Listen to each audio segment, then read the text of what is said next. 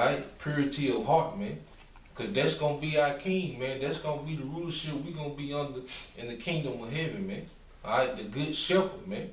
You know, and that's what we pushing for and looking forward to, man. Alright, but you niggas would rather have this modern Caesar rule forever, man. You know, Caesar y'all king, man. This is what we looking forward to, the good shepherd, man. You know. Just a couple more. Morally good, noble, affecting the mind agreeably, comforting and confirming. The comforter, man. The comforter, you know. Yeah, that's basically it. Alright, so That's good shepherd. Alright, this is 1 Peter 2. I'm just gonna start at 21, read on down. It says, "For even hereunto were ye called, because Yahawashi suffered for us all, leaving us an example that ye should follow his steps, who did no sin, neither was guile found in his mouth, who when he was..." I have to say something. And the brother just said he was complete. You know, going into that good, that's what made him complete. You know, and that goes back to the prophecy, Isaiah 7:14 and 15, how Yahawashi was going to place that spirit upon him where he was going to refuse good. I mean, Salakia, refuse evil, man. Then it said there was no guile found in his mouth. It said the same thing about the 144,000, man.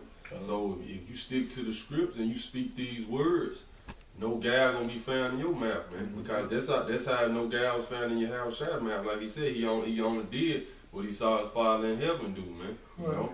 And we only doing through the Spirit what we seen trying to do what Yahawashi did, man. So at the end, no guile be, Lord will, no guile, we poured that 144,000, man. But if we're gonna be justified. No guile gonna be found in our mouths, man. And a good example, you gonna say? Now, I'll just say a little quick point. It says that if you believe on him, you should not be confounded. You know, so it's back to brother. And a good example, like his brother just made, sticking to the script. You know, his brother get a chance to watch that conversation that the brother Kazak had with that nigga Yakko. You know, you can see how he stuck to the script, man. He stuck to the script.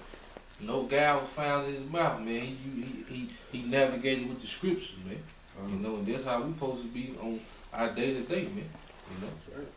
Alright, verse 23. Who when he was revealed not again, so like reviled not again, when he suffered, he threatened not, but committed himself to him that judgeth righteously, who his own self bare our sins in his own body on the tree, that we were being dead to sins should live unto righteousness, by whose stripes you were healed. Here's the point right here. Right, it said that by his stripes we healed, man. So like Yahawashi suffered all things for the elect's sake, going back into power, we have to suffer all things for the elect's sake too, man. You know? Verse 25. But ye were as sheep going astray, for are now returned to the shepherd and bishop of your souls. That's leading back to the good shepherd. Then I had a priest following him. This is spirit. But this is Acts 15 and 25. It seemed good unto us, being assembled with one accord, to send chosen men unto you with our beloved Barnabas and Paul. This is the point. Men that have hazarded their lives for the name of our anointed Yahawashi.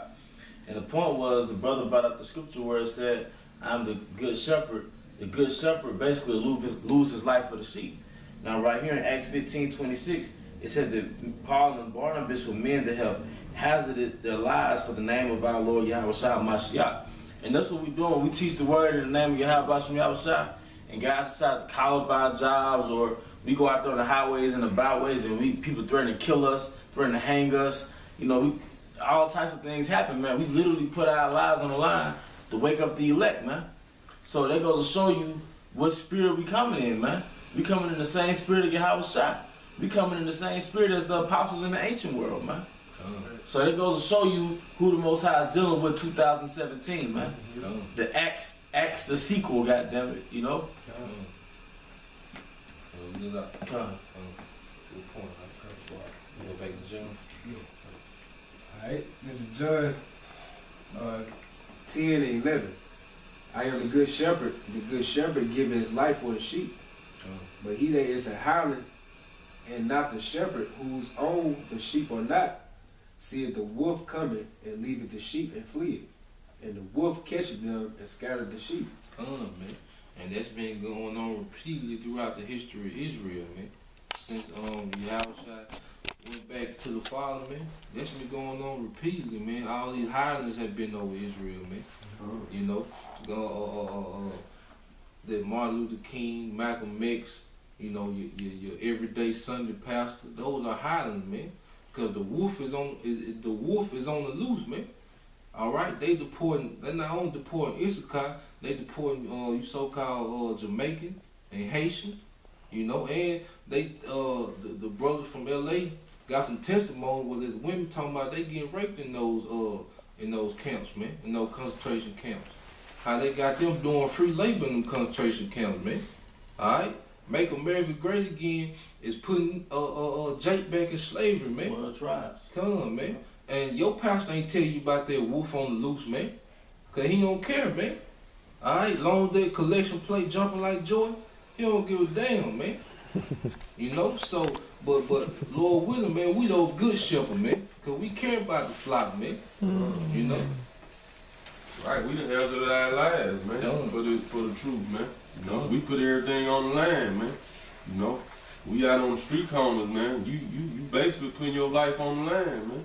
You know, and then it's starting to manifest now. You got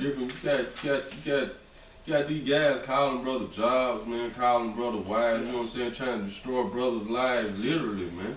You know, the same thing, basically that Yahawashi went through, man. You know, but Yahawashi actually told his disciples that before he was finna leave, man. He was like, I'm leaving you in the world, man, and you gonna have tribulation, but the world gonna rejoice, man.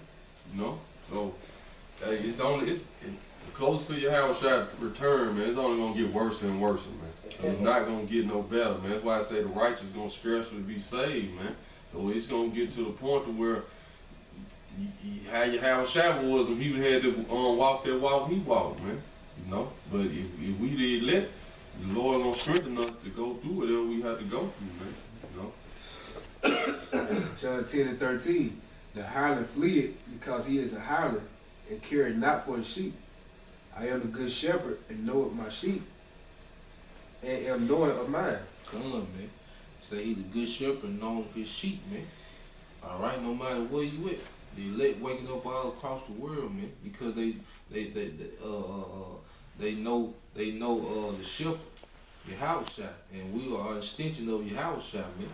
So when they hear brother breaking down the scriptures and teaching, man, his sheep hear his voice, man, and they know him, man. No matter where they at, what language they speak, they know his voice, man. You know, and through the spirit connect with the shepherd, man. And his voice is the doctrine. Come. You know, coming out of the mouths of the apostles, man. You know. Go ahead, man. It says, as the Father knoweth me, even so know I the Father, and I lay down my life for the sheep. And of the sheep I have, which are not of this fold, them also I must bring, and they shall hear my voice. And they shall be one fold and one shepherd. Man. Bringing back the nation of Israel, man. Those Israelite foreigners and also those tribes that was in the new land already, man. That's why Yahawashi was so focused, man, because he had a serious task ahead of him, man. All right, he ain't come to just eat and drink, man. You know, he had to bring back his nation, man. All right, the scattered Israelites across the four corners and those 10 tribes, man. Okay, so his ministry wasn't no light thing, man. He shouldn't be lightly esteemed, man. He should be exalted and he's praiseworthy, man. All right, because he's the reason, man. You got Judah and Issachar and Reubenites and Gadites prophesying together 2017, man, because of what he did, man. You know. Verse 17. Therefore doeth my Father love me, because I lay down my life that I might take it again. Come, man. Lay down his life for his nation, man. And it's finna get into it, man. No man take it from me, but I lay it down myself. I have power to lay it down, and I have power to take it again. This commandment have I received of my Father. Go. That was it. Read one more time. Alright, verse 18. No man take it from me, but I lay it down of myself. I have power to lay it down, and I have power to take it again. Come, man. So, them wicked Romans didn't take the Messiah life, man. Alright, all them wicked ass Jews, man. He laid his life down because he knew what the bigger picture was, because he had a mission, man. He had a commandment from the Father, man. He had to do this so we can be reconciled, man. So we can drink that new wine with him in the kingdom, man. It had to be done, man. He did it for his brethren, man.